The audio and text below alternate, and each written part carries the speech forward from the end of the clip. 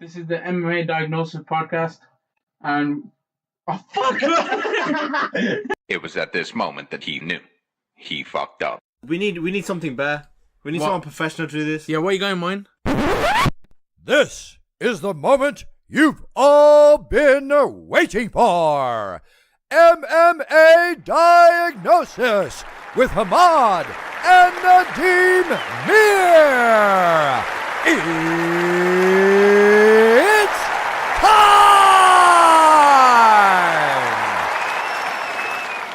Alright guys, we are back for episode 4. So we're going to talk about UFC 232 main card. Yeah, we're going to start off with Chad Mendes versus Alexander Volkanovski. Alright, okay. Obviously we know it's a 145 pound featherweight division. Yeah.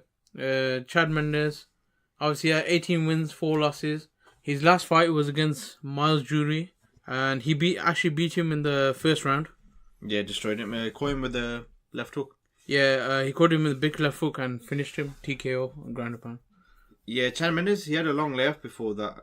He was off for nearly 2.5 years. Yeah.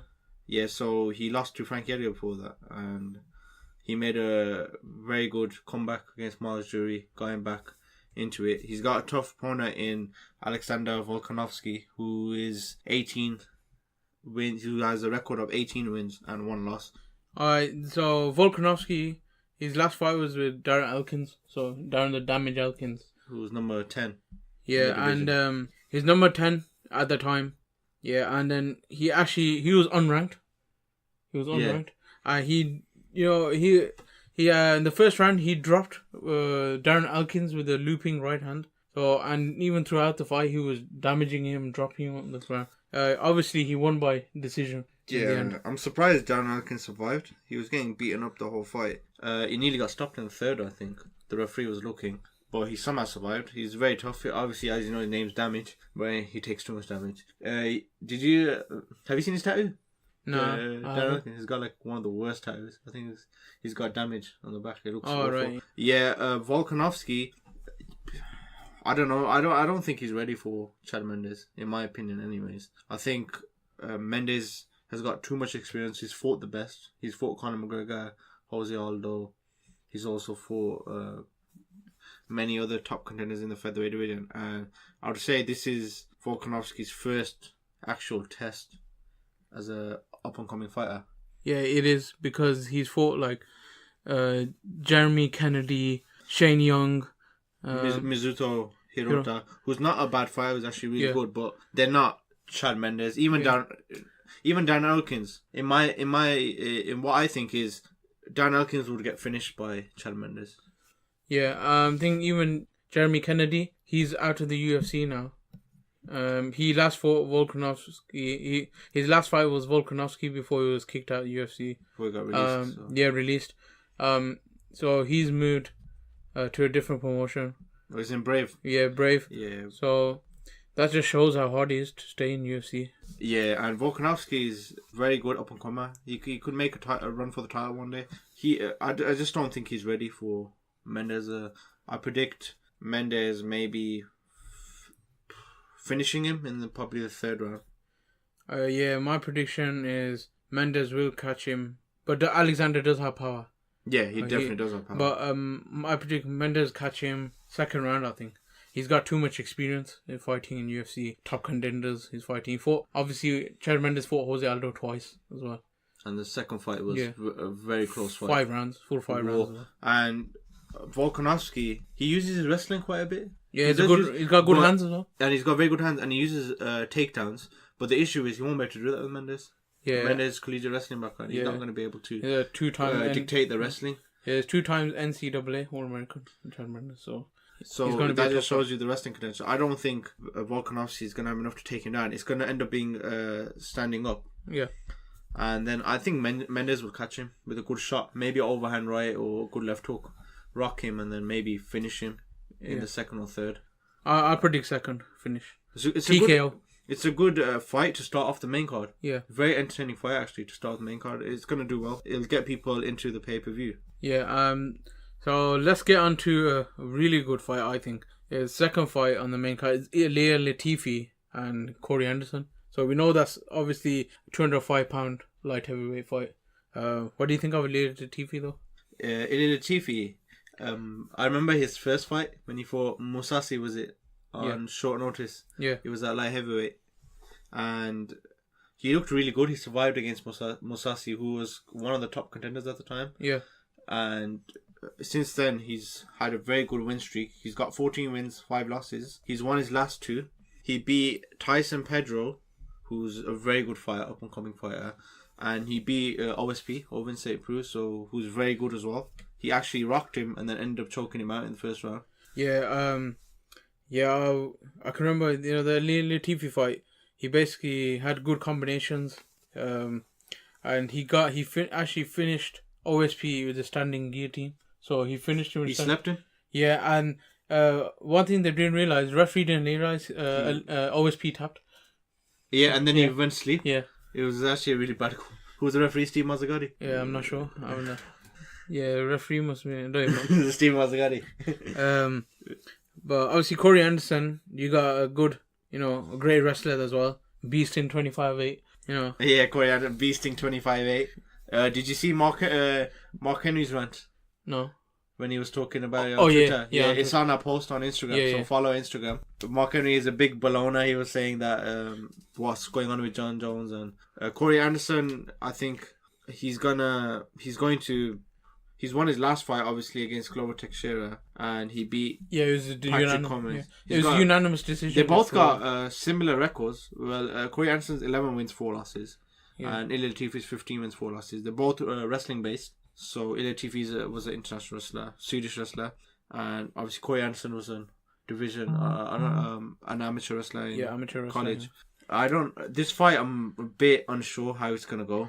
But obviously, we know Corey Anderson's a bigger guy. He's got the longer reach. I think is it similar reach or not? No, but I definitely know he's a much taller guy, bigger guy. Yeah, but you know what it is.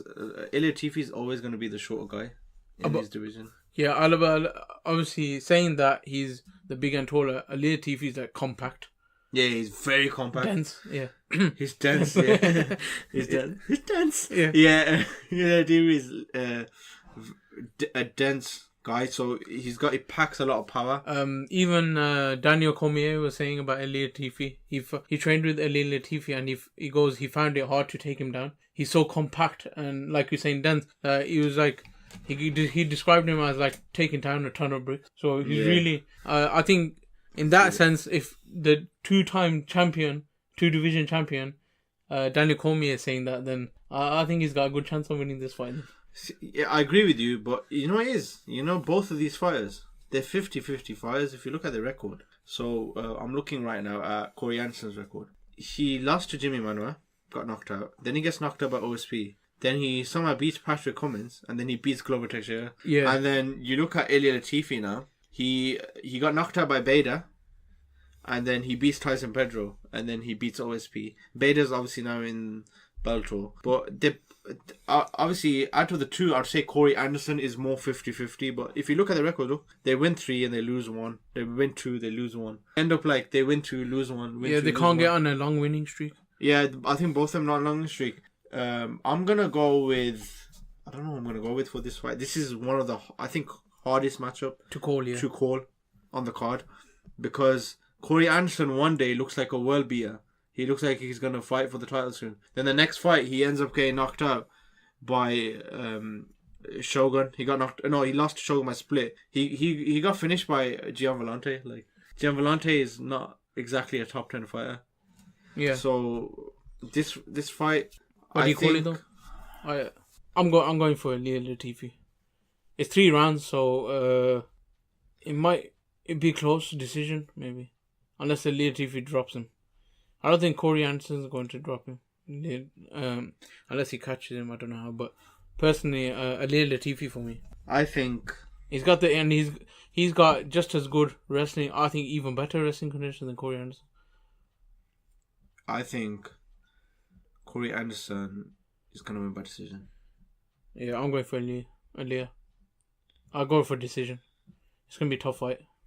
Yeah, I see Corey Anderson winning by decision. I think they're going to wrestle and control him. He's going to move use his reach and length. Yeah.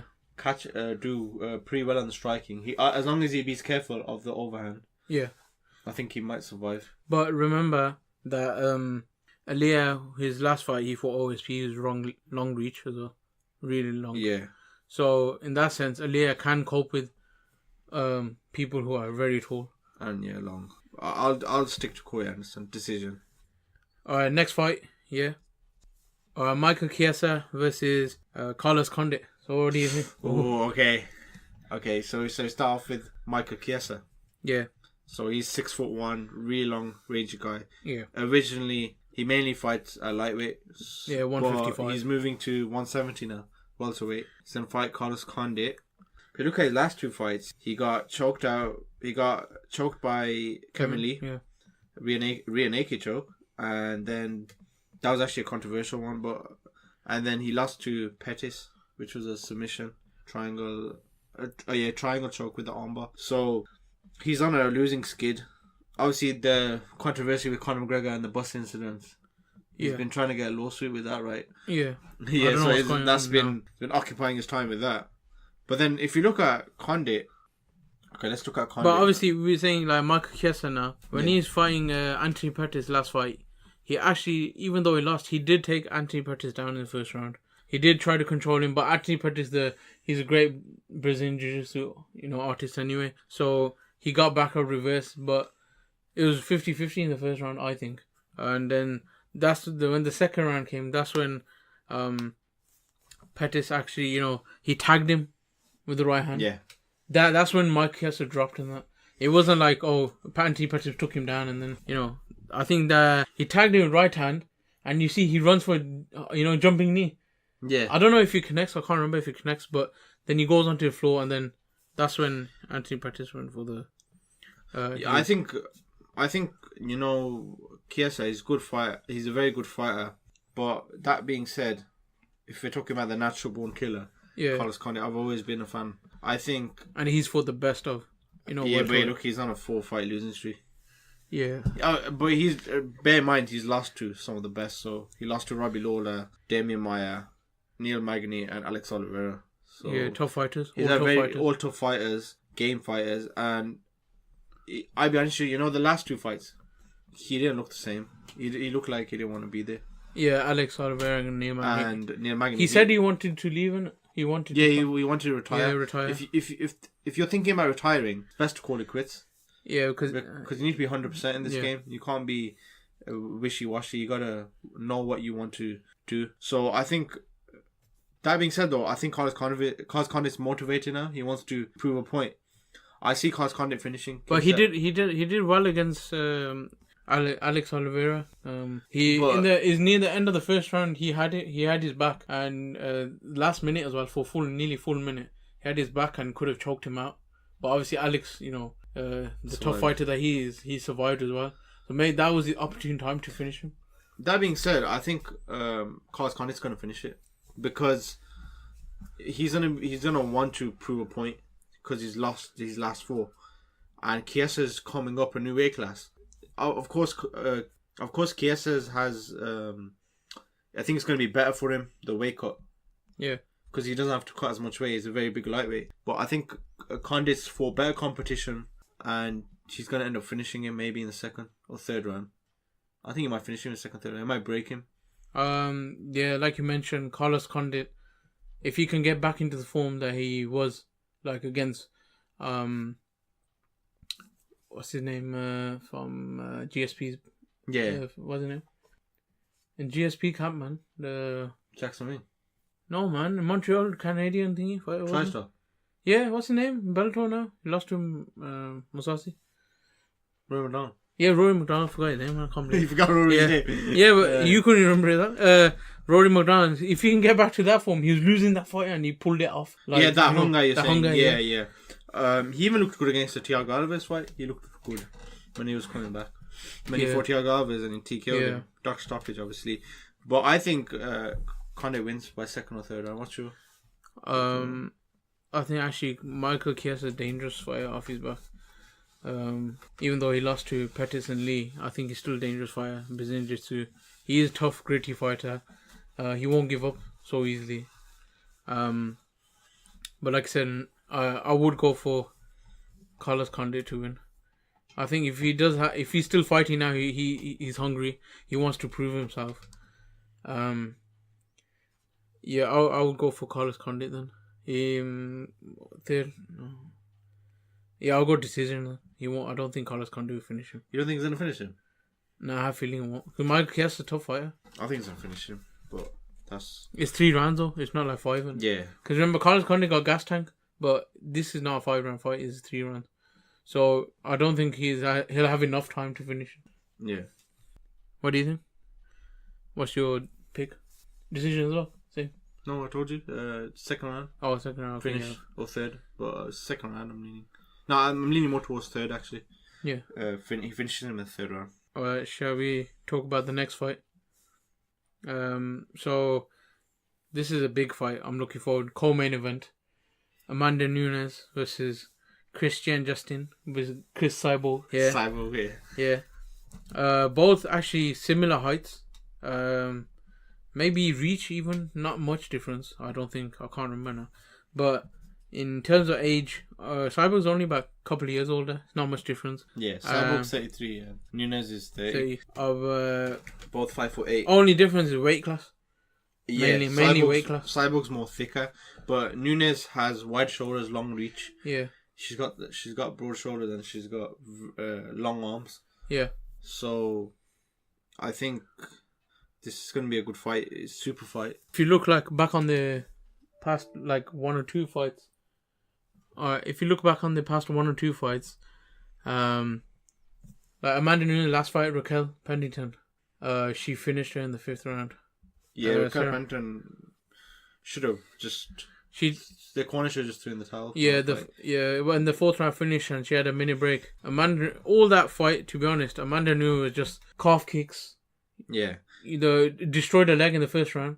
Yeah. By the end of the 1st round, you could see her left leg, Raquel Pennington, it was bruised up already after the 1st round. So if you think about it, and then she reached the 4th round. The 4th round, she basically wanted to give up. She said, "I'm done," in the corner. But her corner wanted her to go back in. I don't think that was a good decision on their part. Yeah, I think she needs to look at her team because they're telling you to do that. I think she said though she's glad she didn't quit. Raquel Pennington, the thing with her is she's quite stiff. Yeah, she's very stiff and she's not exactly quick enough for someone like Nunes. I understand. I mean, she wasn't. Nunes is a more fluid. She has better punching. She was actually in the fight. She was moving her hips, doing feints. And then, even if she did kick her, she came up with punches then next quickly. And Raquel Pennington had no answer for that. Raquel Pennington did take her down though, 1 or 2 times.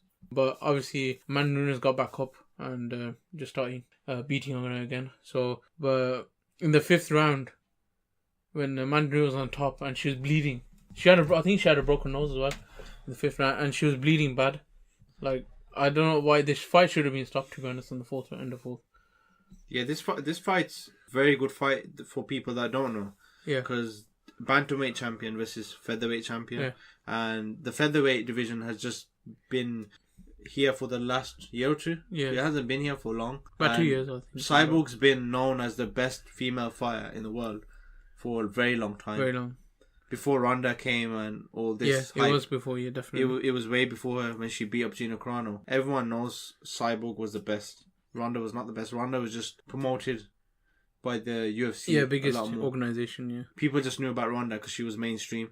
Cyborg's been here for a very long time. And this is her coming out party because she's finally getting recognized now as the best female fighter in the world. I think Nunes poses a lot of threats because she's got very long arms. She uses her length really well. And she's very explosive as well. Very explosive. If you look at Cyborg and Holly, yeah, Holly went decision with her. Yeah. And I think Nunes would do very well against Holly Holm. So, yeah, she would. But then, the issue is, Cyborg's got that power where she just hits you and you go flat. Yeah, did you watch so basically in Yana Kunitskaya, her last fight, Cyborg's fight, she came out with the hand swinging. She did get taken down though. Yeah, that was just very surprising. She got taken down with low single. And then, but then she got back up after a minute. She used the fence to escape. Like, she was in the middle of the ring. She quickly got to the fence. And then, obviously, Kunitskaya still had the body lock. But she used that fence to get out of it. But as soon as she escaped, Kunitskaya felt the punches. Like, when Cyborg... she wanted to quit. Yeah, basically, Cyborg punches over the body. And then Kunitskaya is going back. And she punched her overhand right. And then a left hook. That left hook dropped her on the floor. And then, obviously, the fight carries on. But then Cyborg drops her again. And then finish her with a ground and pound. So, I think they both got power. If you look at it like that. Yeah, because Nunes, what she did to Ronda. When they fought Ronda. Yeah. I remember people thinking Ronda's got a chance. And I was thinking in my head, this is one of the worst matchups ever for I don't even know what the betting odds were. But it could not have been in favour of Ronda Rousey. If it was, then it was good money, that was. Yeah, Nunes, you know the thing with Nunes, though, she gets tired in the later rounds. Valentina was saying something, Valentina Shevchenko, she was saying something quite interesting. She thinks Cyborg's going to definitely win, because she goes that Amanda Nunes fades in later round, and Cyborg's got very good cardio. Yeah. And if you go toe for toe, and later in the round, Cyborg's going to eventually finish her. So, obviously, both, like, great stand-up, got power. Do you think Cyborg has more advantage on the ground, or is it? Cyborg's very good on the ground. She's a black belt. And so is Amanda Nunes, though. I don't think this fight goes to the ground that much. Yeah, I personally think I have Cyborg winning. I do not think he's going full 5 rounds. I don't think somebody has to get finished. What round? You can't just say that. Yeah, my pick is basically, I think Cyborg 4th round. Near the end of the 4th round, she'll TKO.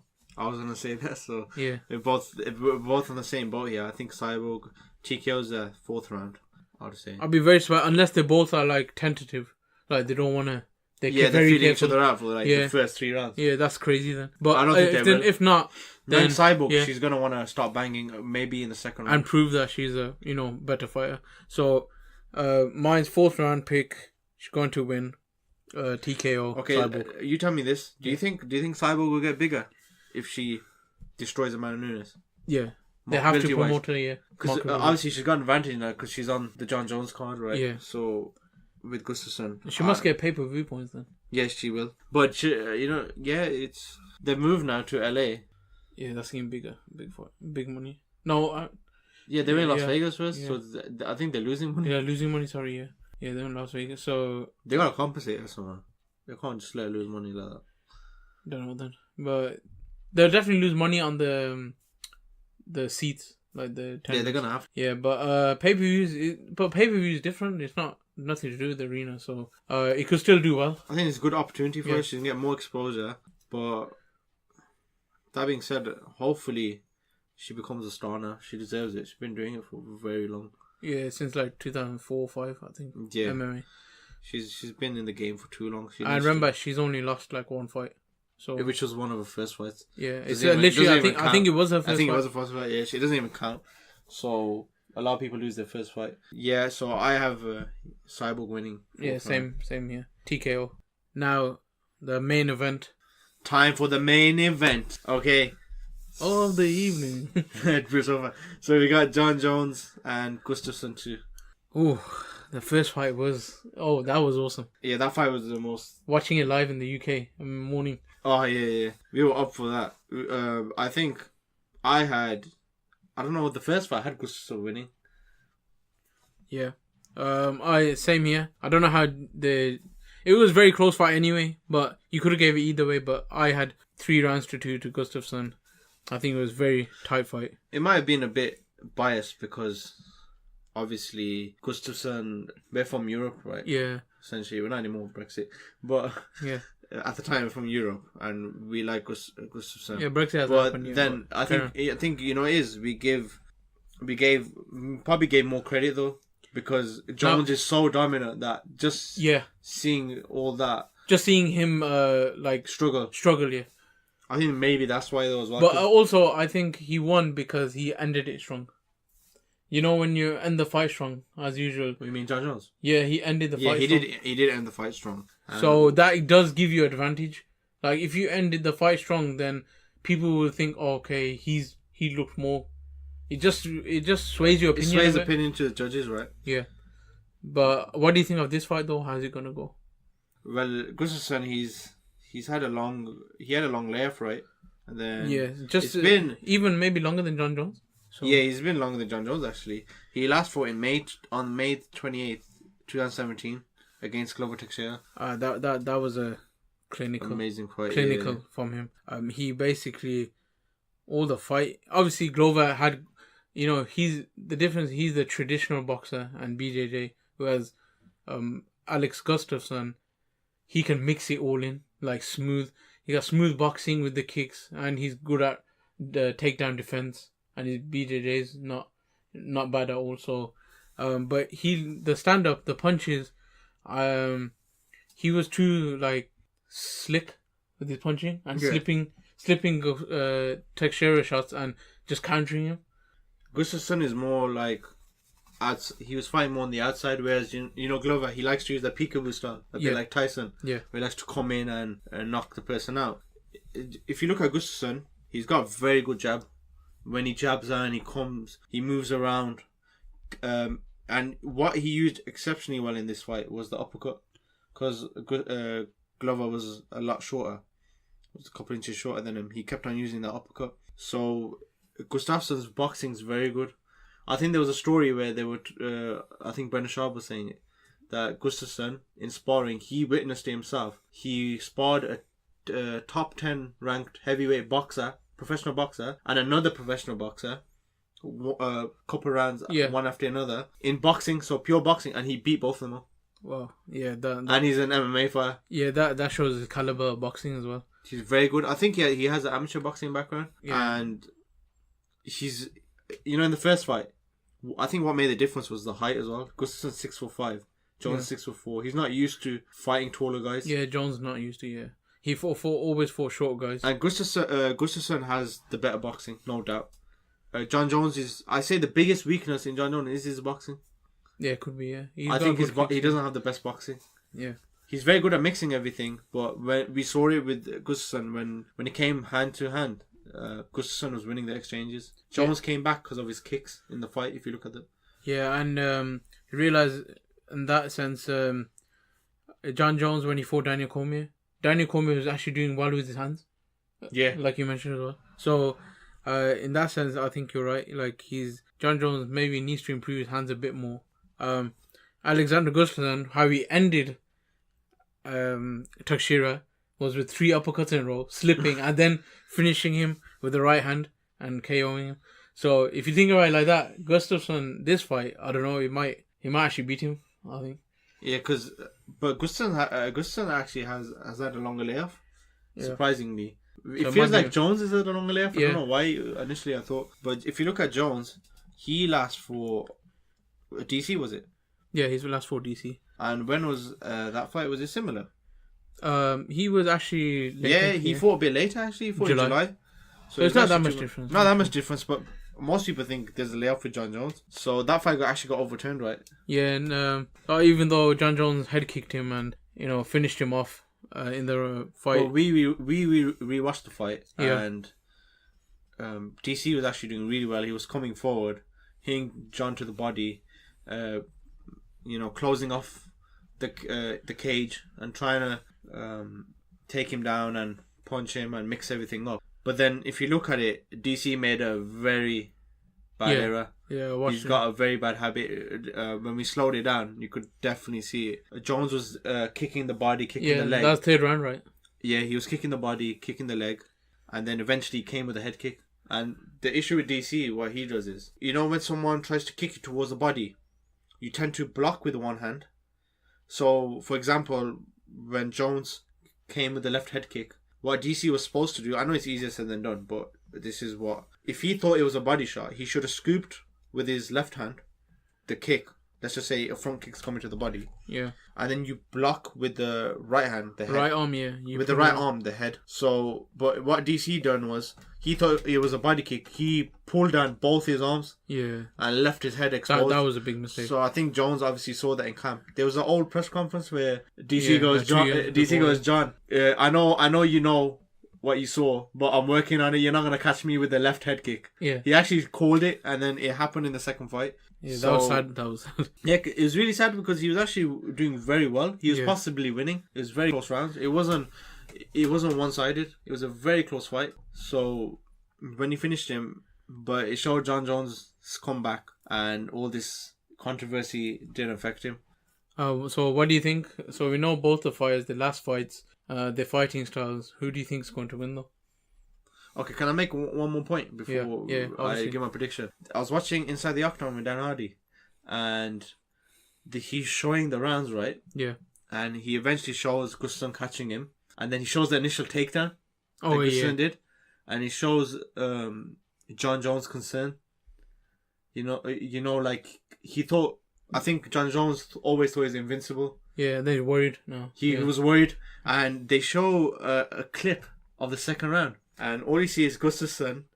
He's sitting down in his corner. He's staring at John Jones and looking to see how Jones is. And you see Jones, and he's just looking down, and he looks very worried. And then you move it forward, right? Yeah. And do you remember the fourth round when Gustaffson was winning? Yeah. he And was then winning, at the yeah. end, the spinning elbow Spinning elbow by John. Yeah. directly hit him, Yeah. and then Dan Hardy goes. It was like all the shock went to his body, and Gustafson Yeah. he couldn't come back. He Yeah. couldn't couldn't come recover. back, Yeah. If you look at the fifth round as well, they show the corner in the fourth round, and Gustafson's holding the cage and his head's down, Yeah. and then it shows John, and he's looking, and he's comfortable. It shows a contrast in the fight, and Dan Hardy was saying that made John Jones win the fight. That spinning elbow changed everything. Yeah. Just that one thing Because then. changed the whole fight. That made him win the fight. So Yeah. Because then like, it's like the end of second round I mentioned, Gustafson was exuding confidence, and then it switches at the end of fourth round. Oh, he sees opposite now. John Jones is exuding his confidence now. Yeah, whereas Gustafson is just like he's not finished, but he's like looking tired. But yeah, like you meant that's an awesome picture. Yeah, I didn't get to see that inside the octagon. yeah, but when he showed that, it made a lot more clear. Yeah, now yeah. When you see the difference in corner and how they're looking. This fight, So what's your pick then now? this is the hardest fight to pick on the card. Yeah. Because it depends what kind of Gustafson shows up. Why and John Jones? What kind of...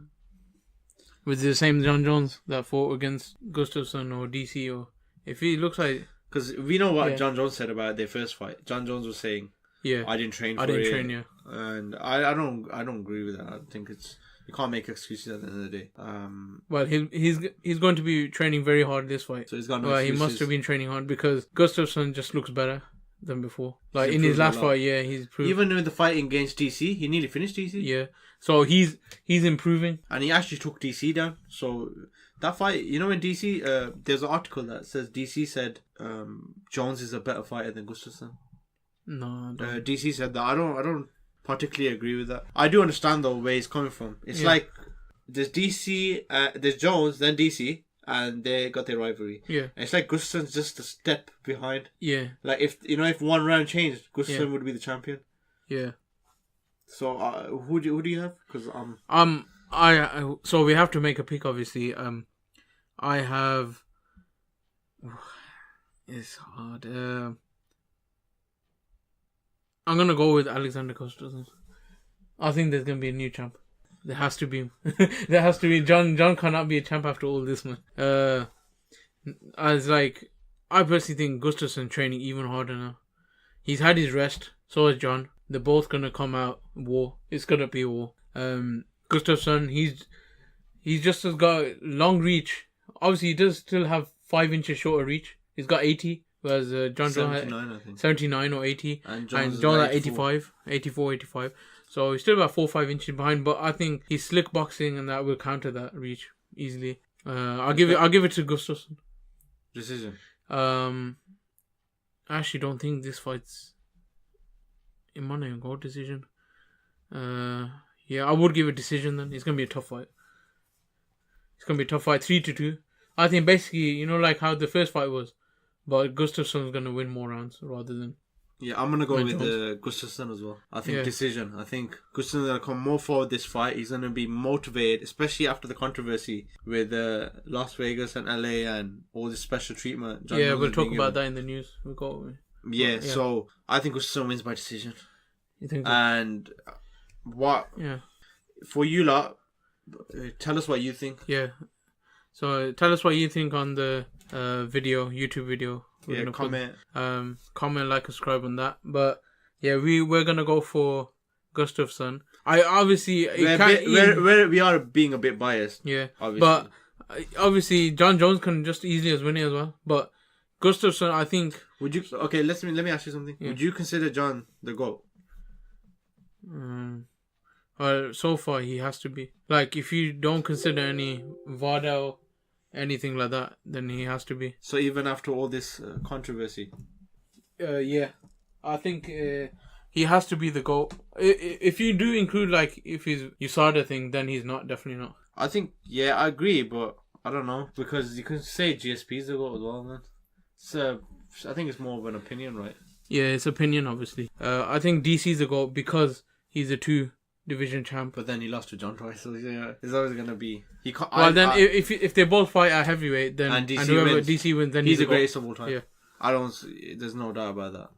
This is actually a big fight because I feel like It's going to change the landscape of the division Yeah, because I division. feel like because obviously DC had to strip his belt. I think if whoever wins, most likely, I think more towards John. If John wins, he might go up and fight DC, and they're gonna have a super fight. Yeah, don't maybe see Brock it. Lesnar. There's quite a bit of. There's not sure if that's gonna go through. Yeah. Okay, moving on. Let's Let's now.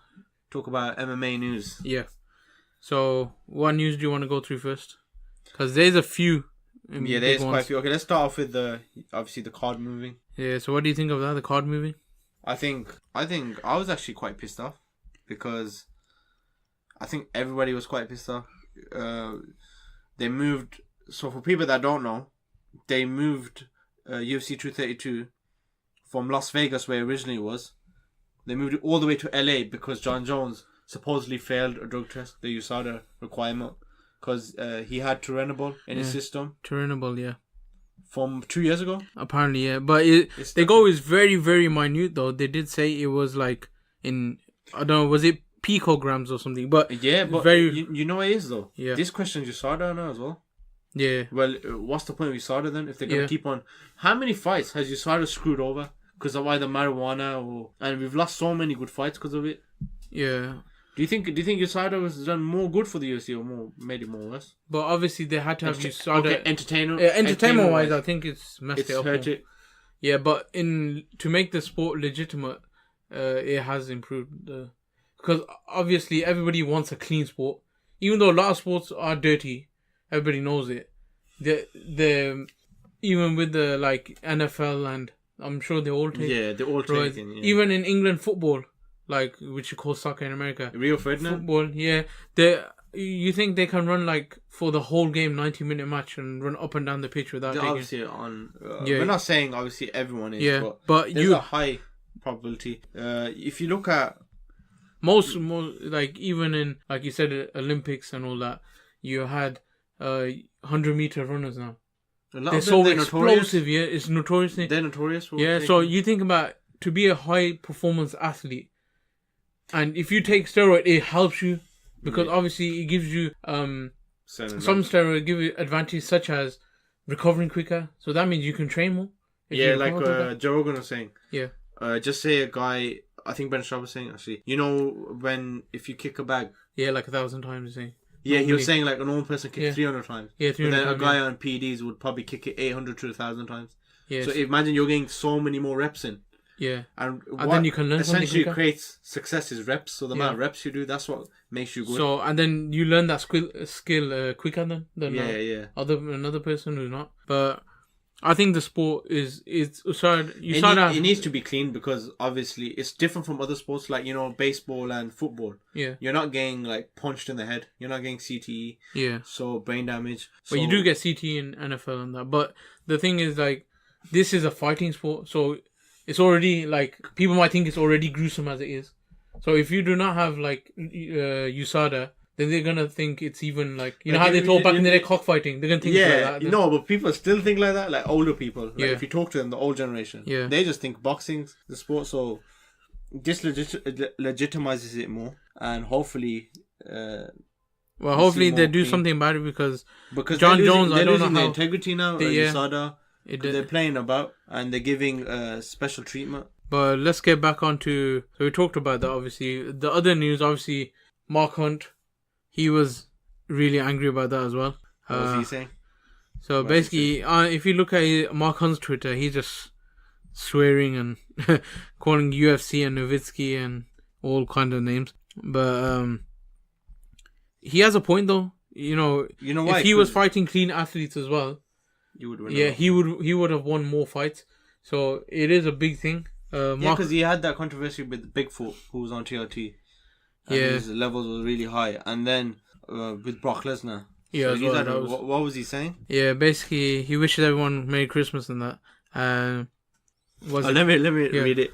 So he goes, UFC, ultimate fucking cheaters. Why don't you just cut Jones, pay Gustaffson, and he spelled Gustaffson wrong. He spelled him Gustuvsen, and leave the show in Vegas. All the fans and families who have already paid, don't miss out. Oh, you only care about the pay-per-view. Merry Christmas. To everyone who has already paid to go there, hope no one buys your pay-per-view. Mother flippers. The least you could do is pay for everyone's flights to California and accommodation, tickets through and everything else you have screwed. Those there from O, and you can stick my crooked finger in your bumhole for Christmas, you poxy little B. Dana White. Yeah, at Dana White as well. So so yeah. That's.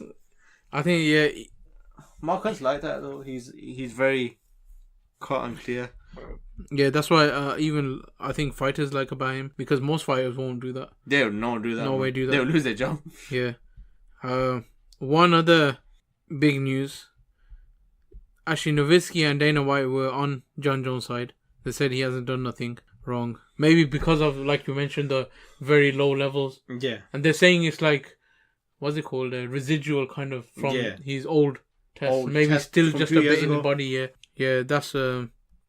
Any more news? Or but okay, let's talk about this a bit more because let's think about the people that are full-time workers, 9 to 5, who paid all their money to come to Las Vegas to watch the fight, and then suddenly it's moved to Los Angeles. I think it was pre-planned a long time ago, like 2-3 weeks ago. Easily. Yeah, it's weird that you can't just out of nowhere, a week before the fight, book it and just change it out of nowhere. It must have been planned before. I think they knew it has about to the be test. Because how will they get that other stadium within just 5-6 days? No, it's 7 impossible. days. I don't think they can. And you know what's another very clever thing? I saw a post, right? And it shows what happens. Yeah. And then suddenly UFC 233 got moved. It got cancelled, sorry. And that was in Los Angeles, that card. Yeah. And it was only like 2-3 weeks after this. That weirdly got cancelled, and then suddenly they moved this there. Yeah. It makes you question everything. Okay. That's a big thing. Any more news or? Oh yeah, Ngannou and Cain Velasquez is gonna headline ESPN. UFC on ESPN 1. Yeah, so that's gonna be a main event, obviously. Yeah, you know what's crazy? Cain Velasquez headlined the first UFC on Fox. Yeah. So he's coming back to headline the first UFC on ESPN. And that's gonna be on February 17th in Phoenix. So that's gonna be a big card. That fight, I'd go for Cain Velasquez. Yeah, you have to. I think it destroys him. I think, because personally, I think Cain Velasquez is better than Stipe. So if Stipe beat Ngannou, I think Cain Velasquez beat him. I think Cain Velasquez finishes him. Yeah, even finish him. Where Stipe, whereas Stipe couldn't finish Ngannou. Yeah, Cain Velasquez. Cain Velasquez, I believe, might finish him now. TK him. Yeah. We'll talk about that more when it gets. Yeah, when it gets closer to the fight. Any more news? There must be a few more. Alex Oliveira got a grenade thrown at him in Brazil. Oh yeah, you mentioned he went to a petrol station, and he went to obviously he probably went to buy something or put gas. Yeah, and somebody put a gun to his nephew's head, and then a few other guys had machetes and knives. That's messed up. And then I don't understand that. And then when he was trying to sort, I think he knocked one guy out. I have a quick read. He knocked one guy out, and what happened was a guy threw a grenade at him. So he goes. Local TV in Rio. He goes. One guy came up and pointed a gun at my nephew's face, and that's when people started pushing each other. So he goes, yeah, they had machetes, knives, a grenade. They threw a grenade in my direction, and then fragments flew to my leg and my foot. So he was actually injured then. Not badly injured. Luckily, you got lucky, very lucky. Could have ended his career. That could end your career. Small surgery. Apparently, there were just a few fragments. He did need he needed a small surgery. Yeah, he had a small surgery, so we wish he has a speedy recovery. Yeah. Hopefully he has a speedy. And he's fighting soon. He's a very good fighter, so... Is there any more news? I think we... I don't think there's not much I can... There's not much other than the John Jones controversy. And I think, like you mentioned, Cyborg's legacy. If Cyborg wins this fight, she's cemented. Who do you think she should fight next? After Amanda, I'm not sure then if she does. Because she's already for Holly Holm. And then, who else is the top? That big name? I don't think there's a big name after that. Yeah, the division's not there is no deep. No. Yeah, I don't think the division's that deep. I think that's it for this episode. Yeah, that's it, guys. Please like, comment, subscribe on our YouTube page. We are trying to improve the content, even though there's no video for our channel yet. Also, if you listen to the audio podcast on iTunes or Stitcher, if you do listen on SoundCloud, just rate us and tell your friends and family if they like MMA as well to listen to our podcast on those outlets. We also got a Facebook page now, so you can like on Facebook and follow us on there. We'll be posting our stuff, our links, content on there. So our Facebook page is going to have a logo. It's going to be on my name, Nadeem Mir. Or if you look at can you spell that for them? So NADEEM and then my surname MIR. Same as Frank Mir. Yeah. So if you look there, and then that's the profile page for our picture, and then we also got the community page, which is at MMA Diagnosis. So you'll be able to find that on Facebook. So join that, like that, and make sure others follow. We will post up our links, YouTube links on there regularly as well. That's it, really. And can you just tell us about what you thought of our intro? Comment on Instagram or on Facebook or any of these platforms, on Twitter even, and tell us what you think of our intro with Bruce Buffer and if you enjoyed it. Yeah, I think give us a like as well if you actually liked it. Like it on YouTube, like it on Instagram. We will make a post about that on the Instagram as well soon. But yeah, just give us comments. So we're MMA Diagnosis on all platforms. Yeah. All right. Peace out, guys. Yeah. Peace out. Hopefully see you next week. Episode 5. Peace.